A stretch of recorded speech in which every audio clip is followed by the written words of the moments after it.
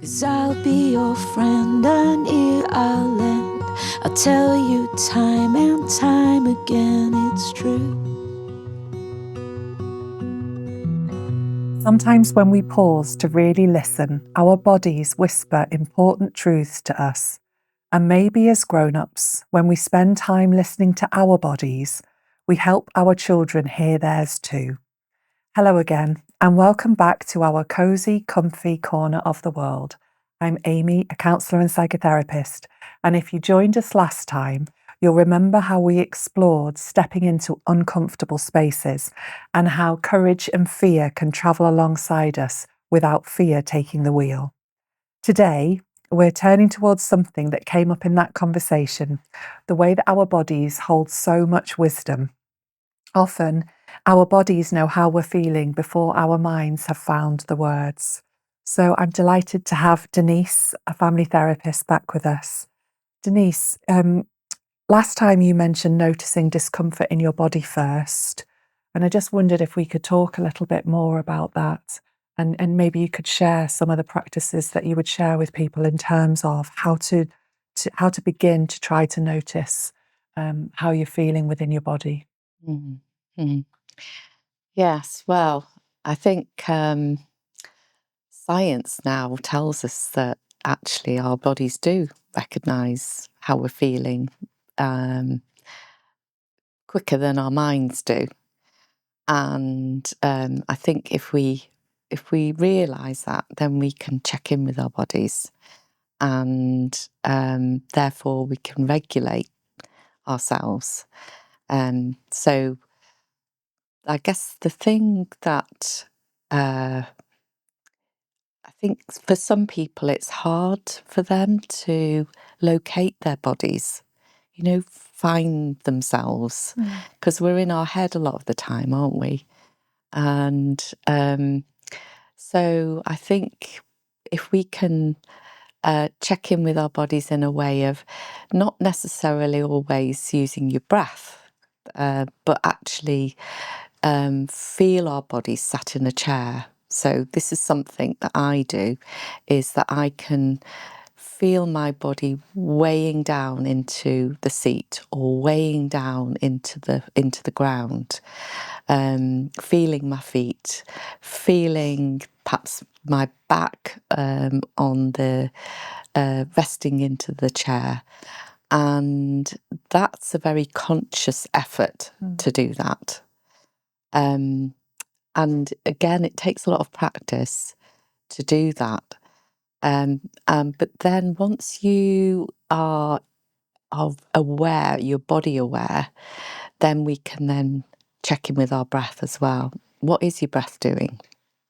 Generally, your breath is going far too fast, and we tend to breathe from our chests.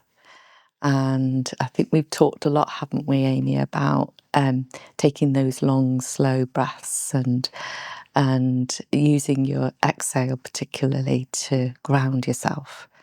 And I think that's the once you've checked in with yourself and asked yourself that question, what's my body doing right now? And then you can sort of organise it, if you like.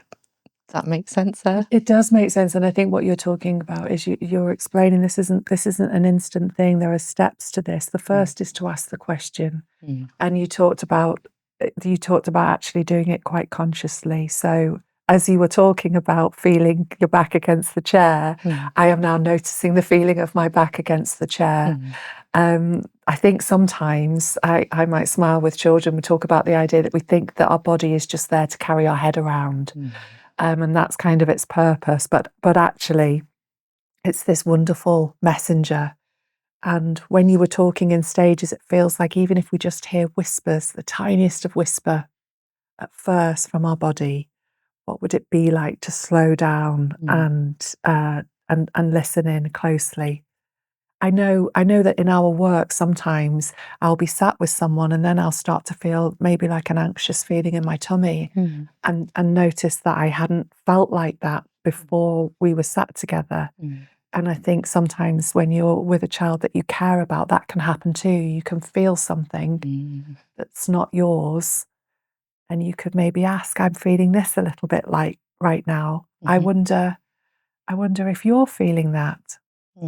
So that you're not necessarily asking them to do all the noticing themselves. You might open a wondering space and not tell them how you think they're feeling, but open that invitation for them to step in. Yeah.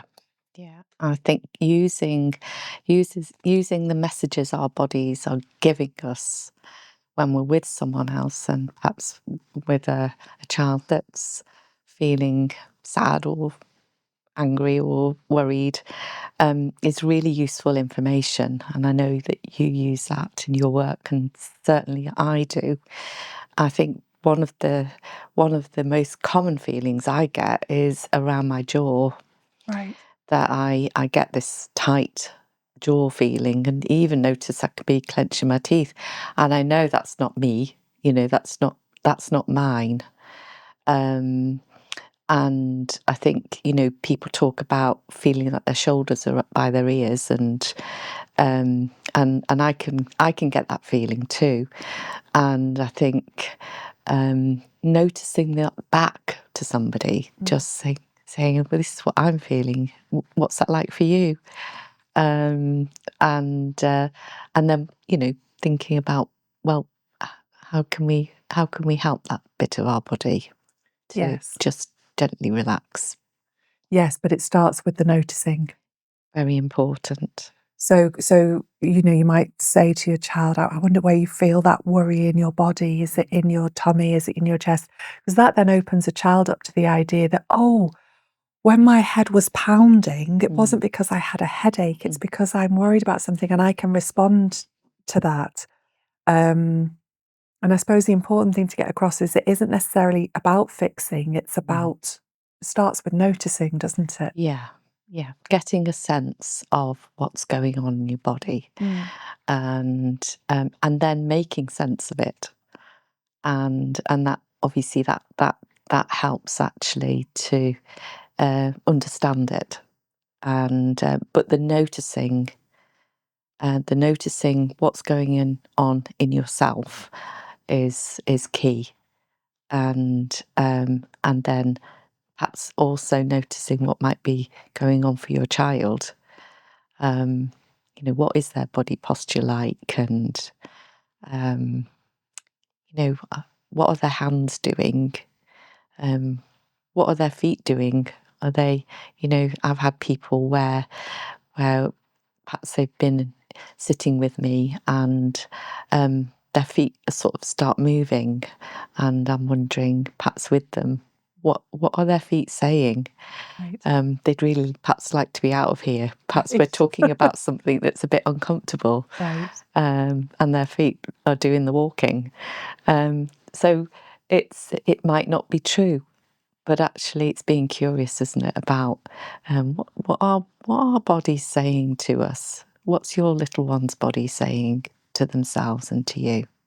There's something lovely about that because it became playful, didn't it? You were talking about the feet and that playful curiosity. Are they wanting to leave right now? Mm. And where that took you. One of the things I'm conscious of is when you tune into your body, that sometimes you might not like what you find. You might find uncomfortable feelings. And we've talked before about self-compassion.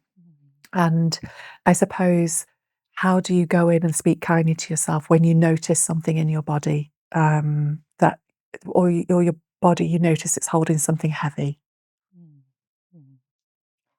Yeah, I think if we've got big feelings, and perhaps they are really uncomfortable feelings, and maybe they come from a place of we'd rather not acknowledge where they come from, um, then that is the way, isn't it? It is actually allowing us a little kindness and some compassion there, to allow us to know that we have those thoughts, we have those feelings, but they're not necessarily facts, are they?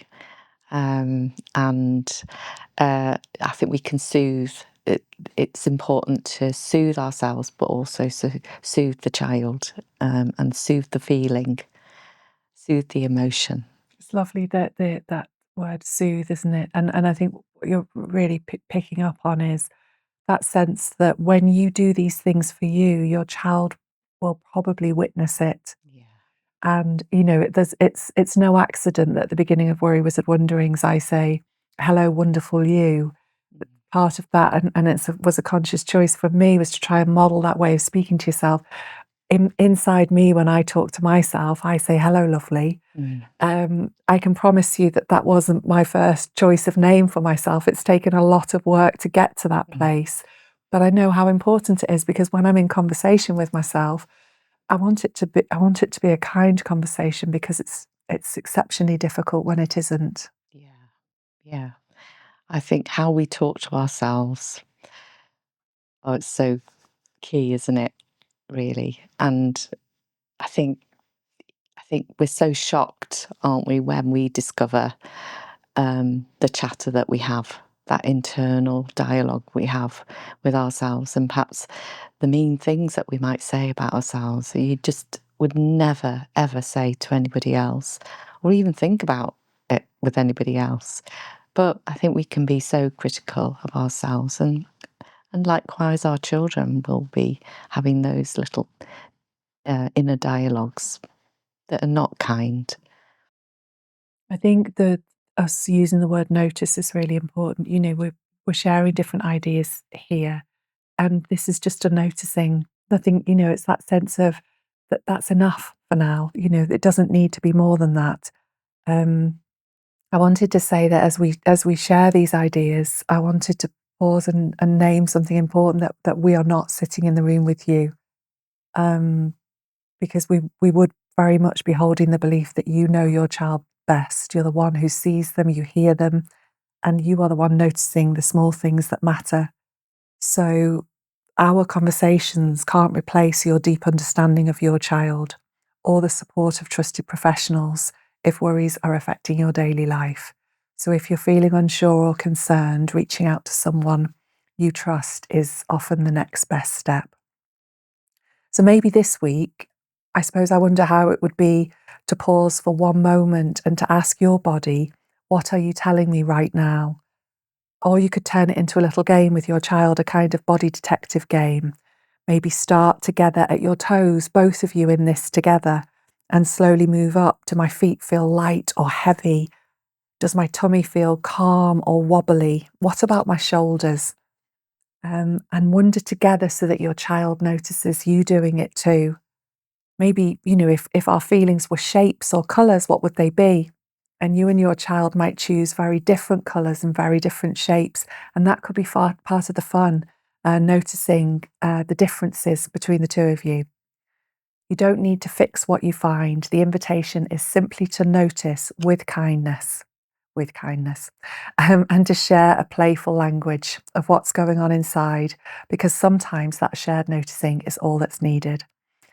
And please remember, if their big feelings are stirring up big feelings in you, that's just part of being human. And maybe this week, notice when that happens with curiosity rather than judgment. What we've explored here is just the beginning. If you'd like to keep going, there are 2 other Worry Wizard podcasts that are part of In This Together, a year with the Worry Wizard. The first is Worry Wizard Wonderings, which is a co-listen podcast for you and your child to share at bedtime, opening space for gentle conversations. And then the second is Wondering Together, just for parents, so you feel ready and resourced to hold those bedtime listenings. Together, they offer ways to carry today's ideas into your life in a practical and nurturing way. Thank you, Denise. Thank you. It's been lovely talking with you today.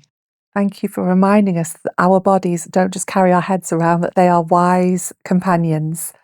And to our listeners, how would it be to try holding the thought that perhaps when we slow down and listen with kindness, our bodies offer us and our children the pieces of wisdom we'd otherwise miss? Thank you for being in this cosy, comfy corner with us. I'm sending you well-being wishes from me, Amy, the Worry Wizard. When you're feeling scared like nobody cares, I hope that you know that I will always be there for you.